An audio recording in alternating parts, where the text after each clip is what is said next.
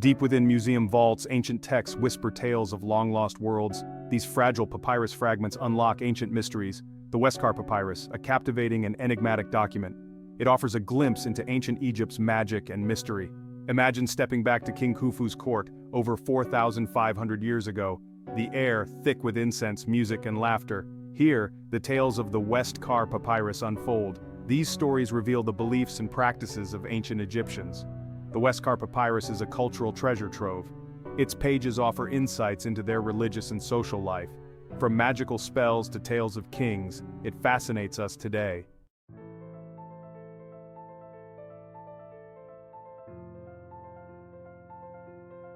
The Westcar Papyrus transports us to the Old Kingdom of Egypt, a time of immense cultural and technological advancement.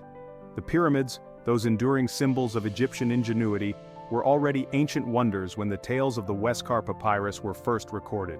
It is a time when the pharaohs ruled as gods on earth, their power absolute, their word law. Life in ancient Egypt was a tapestry woven with threads of religion, mythology, and magic. The Egyptians believed in a pantheon of gods and goddesses, each with their own unique powers and domains.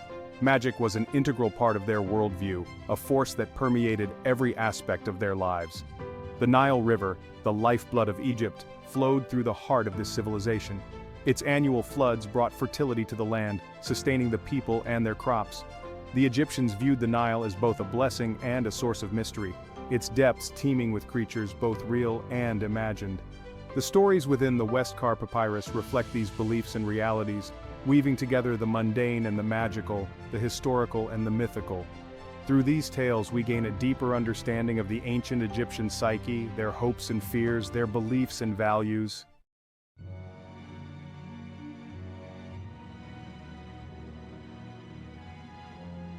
The Westcar Papyrus takes us to the court of King Khufu, the pharaoh who commissioned the construction of the Great Pyramid of Giza.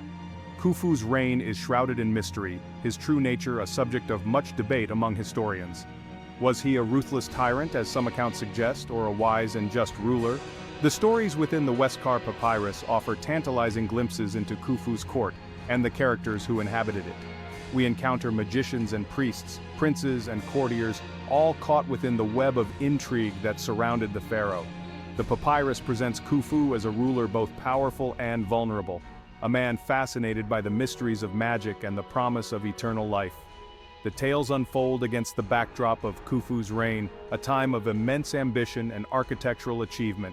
The construction of the Great Pyramid was a monumental undertaking, requiring the labor of thousands and the ingenuity of Egypt's finest architects and engineers.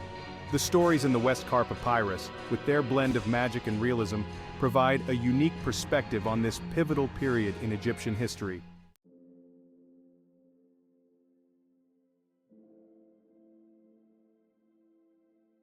Our story takes us to the heart of the 19th century, a time when the sands of Egypt were yielding their secrets to intrepid explorers. Among those drawn to the ancient land was Henry Westcar, a British adventurer with a passion for antiquities. Westcar's travels took him deep into the Egyptian countryside, far from the well-trodden paths of tourists and treasure hunters. He ventured into forgotten tombs, explored crumbling temples, and bargained with local merchants for artifacts. Driven by an insatiable curiosity, Westcar was determined to unearth treasures that would illuminate the past. He possessed a keen eye for detail and a sharp mind for deciphering ancient scripts. His reputation as a skilled explorer spread, attracting collectors and scholars. Westcar's travels were not without their perils. The Egyptian desert could be harsh and unforgiving, testing human endurance. He faced dangers from wild animals, treacherous terrain, and bandits. Yet, undeterred, Westcar pressed on, his thirst for discovery outweighing the risks.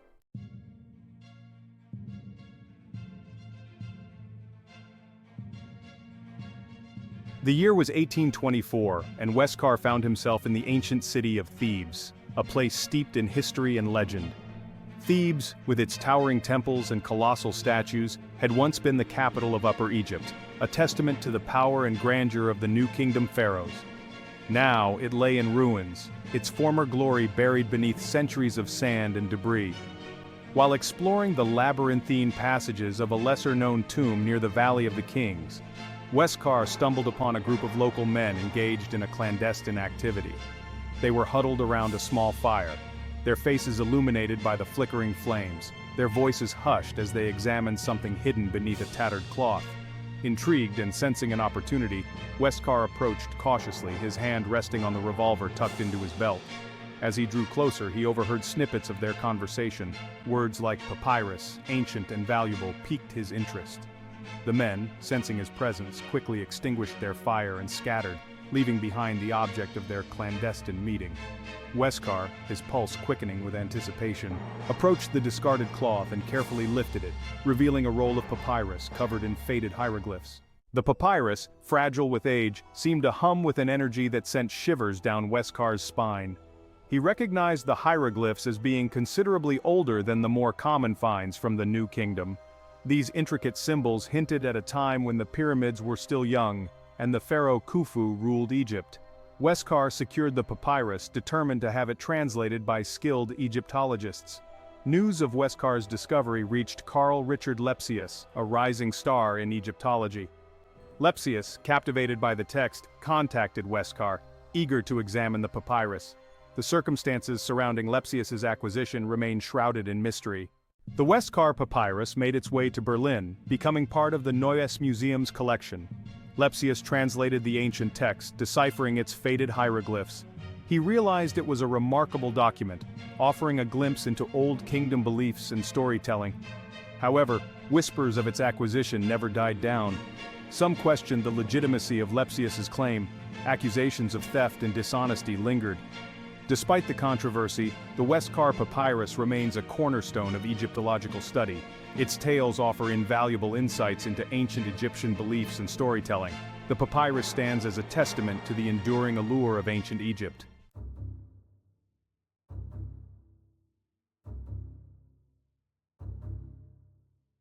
The Westcar Papyrus, a tapestry of ancient Egyptian tales, unveils its first story with an air of courtly intrigue.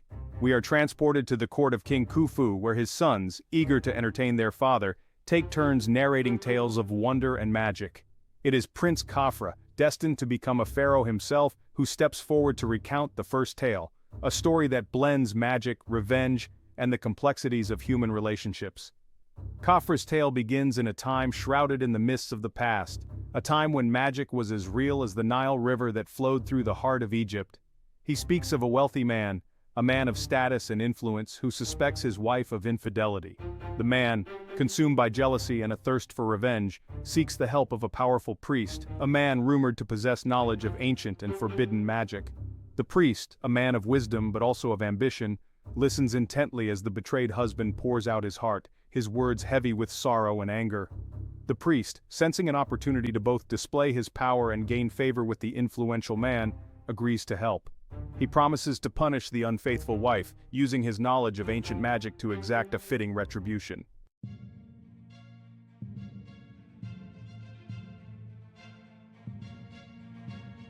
The tale unfolds, revealing the intricate details of the wife's betrayal. She has fallen under the spell of a charming but deceitful commoner, a man who has captivated her heart with his words and promises.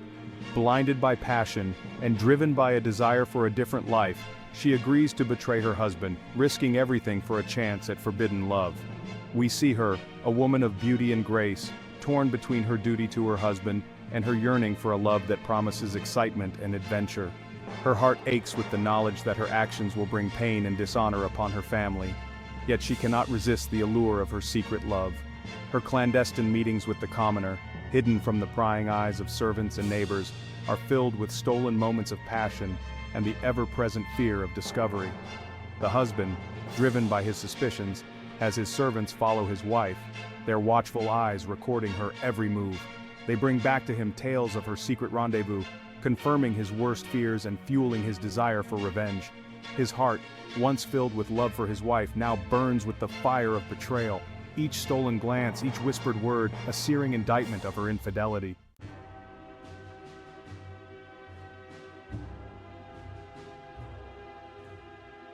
The priest, having listened to the husband's tale of betrayal, prepares a potent spell, a magic born of ancient knowledge and fueled by the raw power of the Nile. He takes a lump of beeswax, pliable and yielding, and molds it into the shape of a fearsome crocodile. its jaws agape, its teeth sharp and menacing. As he works, he whispers incantations, imbuing the waxen figure with a life of its own. The crocodile, a creature feared and revered in ancient Egypt, becomes the instrument of the priest's revenge. It represents the raw power of nature, the primal forces that can be unleashed with a whisper of magic and a heart filled with vengeance. The priest, his eyes gleaming with a mixture of power and malice, presents the wax crocodile to the betrayed husband, instructing him to place it in the path of his wife's lover. The husband, his heart pounding with a mixture of anticipation and dread, takes the wax crocodile and places it near the spot where he knows his wife's lover will pass. He then retreats, hiding himself from view, his eyes fixed on the waxen figure, his mind consumed with thoughts of the punishment to come.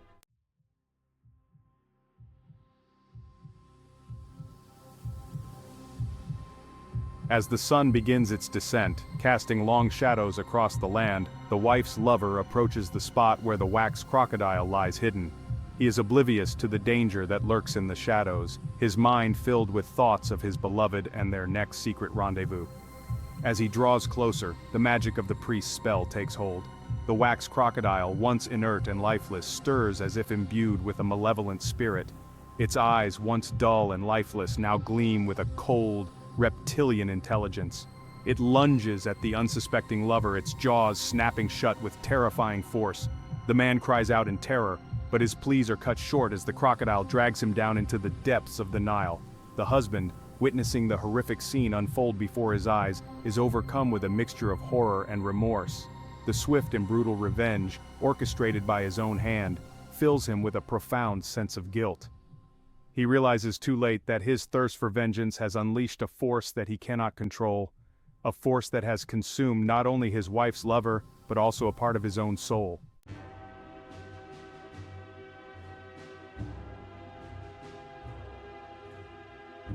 Prince Khafre concludes his tale, his voice resonating with a mixture of awe and caution. The tale of the wax crocodile serves as a reminder of the power of ancient magic, a power that can be harnessed for both good and evil.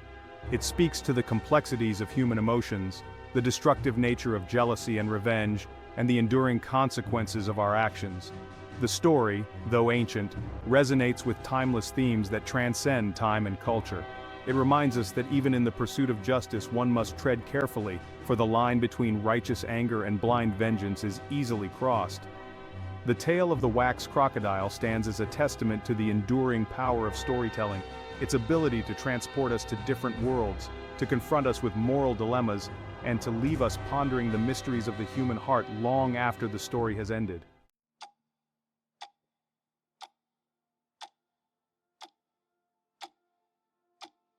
Prince Khafre steps back, yielding the floor to his brother, Prince Bawafre. Bawafre begins by painting a vivid picture of Sneferu, a king beloved by his people, a man who ruled with a gentle hand and a compassionate heart.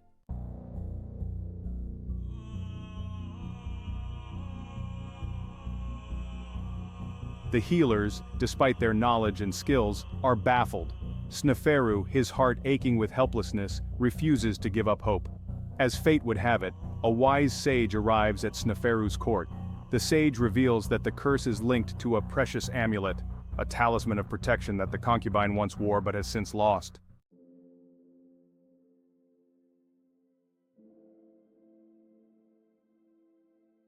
Sneferu, his hopes rekindled, immediately dispatches his most skilled divers to the lake. They search tirelessly, yet the divers return empty-handed. The sage instructs Sneferu to gather his court by the lakeshore for a powerful ritual. As the sun begins its descent, the sage takes his place on the lakeshore, uttering words of power.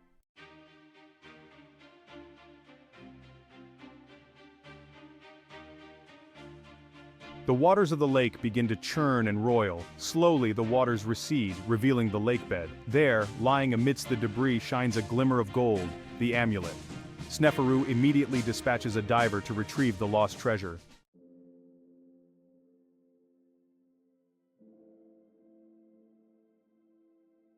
As the amulet is placed around the concubine's neck, a wave of peace seems to wash over her. Within days, she is fully recovered, her laughter once again echoing through the palace halls. Sneferu, overjoyed and eternally grateful to the sage, showers him with gifts and honors.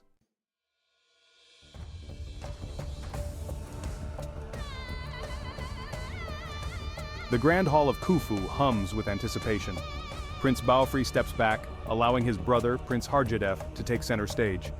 Harjadef announces that his tale will delve into the past, to the reign of King Djoser and the legendary magician Dedi.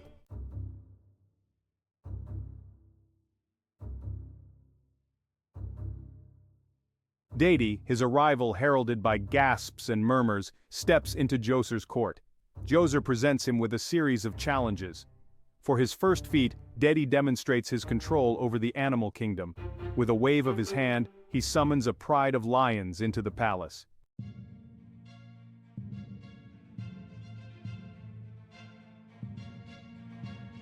Djoser commands his servants to bring forth a prisoner.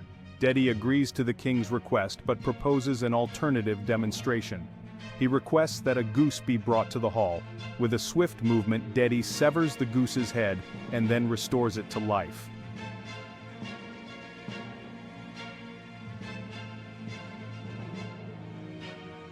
Dedi severs the goose's head from its body. He raises his hands, uttering words of power, and the goose's head reattaches itself.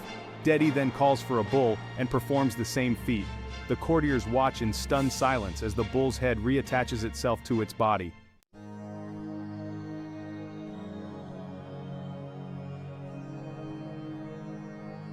Djoser, awed by Dedi's abilities, offers him a place of prominence in his court. Dedi declines, seeking only solitude and the pursuit of knowledge. Harjadef concludes his tale, emphasizing the wisdom and burden of Dedi's immortality.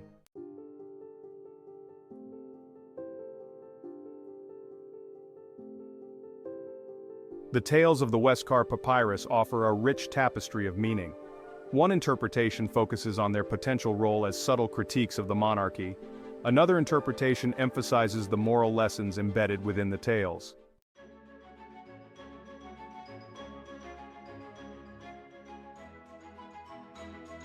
The tales of the Westcar Papyrus are filled with magical elements. For the ancient Egyptians, magic was an integral part of life. Modern interpretations of these magical elements vary widely, from literal depictions to symbolic representations.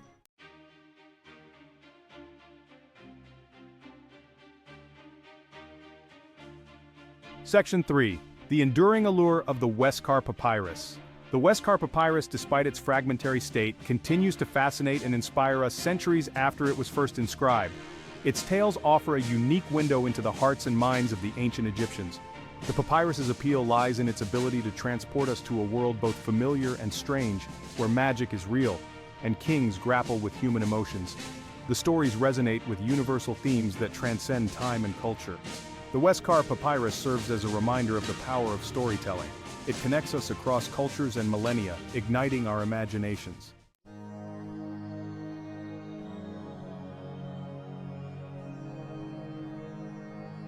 Unraveling the threads of time. The Westcar Papyrus offers a glimpse into ancient Egypt. Its stories whisper of a time when magic was real, like the Nile River. Kings sought wisdom from sages, and life and death were fluid. Themes of love, loss, betrayal, and power resonate today. The papyrus reveals its secrets slowly, inviting us to piece together a bygone era. It transports us to a different time and place.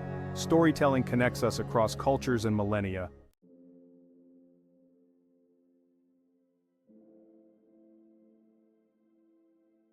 Section 2. A legacy etched in stone and story. The ancient Egyptians believed that their stories, etched in stone and inscribed on papyrus, held the key to immortality. By preserving their deeds, their beliefs, and their dreams, they hoped to live on in the hearts and minds of generations to come. The Westcar Papyrus, a testament to this enduring belief, stands as a bridge between their world and ours, a tangible link to a civilization that continues to fascinate and inspire us. As we conclude our exploration of this remarkable document, we are left with a profound sense of wonder and a thirst for further discovery. The mysteries of the Westcar Papyrus, like the mysteries of ancient Egypt itself, may never be fully unraveled. Yet it is through our continued engagement with these ancient texts, through our willingness to listen to their whispers from the past, that we gain a deeper understanding not only of those who came before us but also of ourselves. What do you believe? Were the tales of the Westcar Papyrus reflections of actual magical practices, or did they serve as allegorical tales designed to teach and entertain? Share your thoughts in the comments below, and let us continue to explore the mysteries of the past together.